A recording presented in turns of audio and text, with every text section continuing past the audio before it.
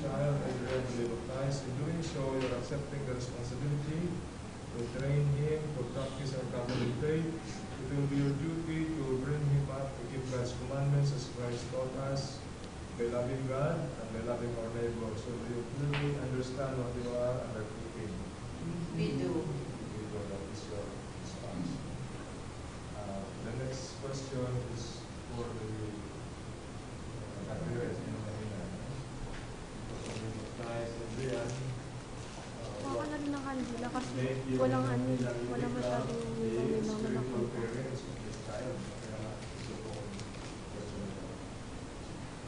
Are you ready to help the parents in the duty as Christian mother and father? We are. So you lahat po tayo. We are. My dear child Adrian, our church will now welcome you or be part of it with great joy. In its name, I will now claim you for Christ by the sign of the cross. Pupukusan ako yung forehead. Then, kayo muna. Mother, una. Dito sa...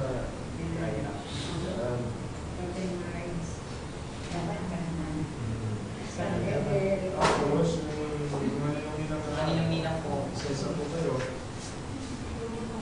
Kayo na lang. Walang ano eh.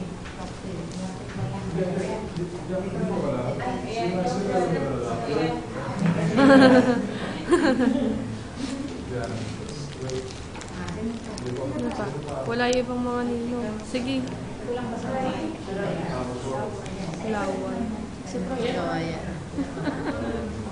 Kayo mo ganun na kandila. Kayo na. Kayo kandila na.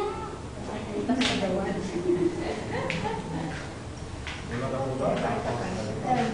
Pwede na kayo.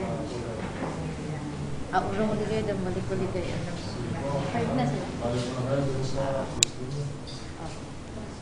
Okay, yung cross kasi, di ba, yun yung ating sign, no, as Catholic, noong una, parang passport yan, no? Parang hindi ka wala kang cross, hindi ka sakop ng mga early Christian. So, but the cross is also our as a sign where God or where Christ saved us. No? So that's a sign of our salvation. I will now read to you the liturgy of the word. No? The Lord be with you. And with your spirit. Reading from the Holy Gospel according to Mark. Glory to you, O Lord. People were bringing little children to Jesus to want to cast them, but the disciples were scolding them. And Jesus became angry when he saw that, and he told them, "Let the little children come to me, do not stop them. It is to such as these that the kingdom of God belongs. I assure you, whoever does not accept the kingdom of God like a little child cannot enter into it." And then he embraced those children and he blessed them, placing his hands on them. The Gospel of the Lord. Praise to Jesus Christ. Prayers of the faithful na po. Ang aking response at the upper part, no, sa right side, mayroon naman kayo, Lord, hear our prayer. Yun ang aking response. Together, Lord, hear our prayer. By the mystery of your death and resurrection, bathe this child in life, and give him the baptism, welcome him to your holy church. Lord, hear our prayer. Through baptism and confirmation, make him your faithful follower and witness to your gospel. We pray. Lord, hear our prayer. Lead him by a holy life to the joys of your kingdom. We pray. Lord, hear our prayer. Make the lives of his parents and that parents' example of faith to inspire his child. We pray. Lord, hear our prayer. Keep his family always in your love. We pray. Lord, hear our prayer. Renew the grace of baptism to each one of us. We pray. Lord, hear our prayer. prayer of exorcism of tayo, meaning the prayer to drive away our evil, no? To make this prayer for this child. Almighty ever living God, you sent your Son into the world to cast out the power of Satan, spirit of evil, to rescue man from the kingdom of darkness, bring him or bring her into the splendor of your kingdom of light. We pray for this child, Adrian.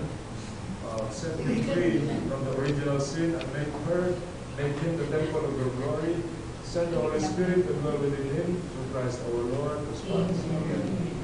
At the back of your copy book, sa ano na po tayo, baptismal vows. Ito yung araw kasi yung mga pinipinigan ay mga mature na. Kaya lang nagpalit yung that we baptized the children. So, this is supposed to be answered, but because Adrian cannot do it for himself, so the Nino Manina, you will be the one to make this for him. Parang promise ito eh. But, review din natin po ito dahil nung bininyagan tayo, we did not also answer this. It was made by our grandparents. So, renunciation of sin, yung mga responses po ay kulang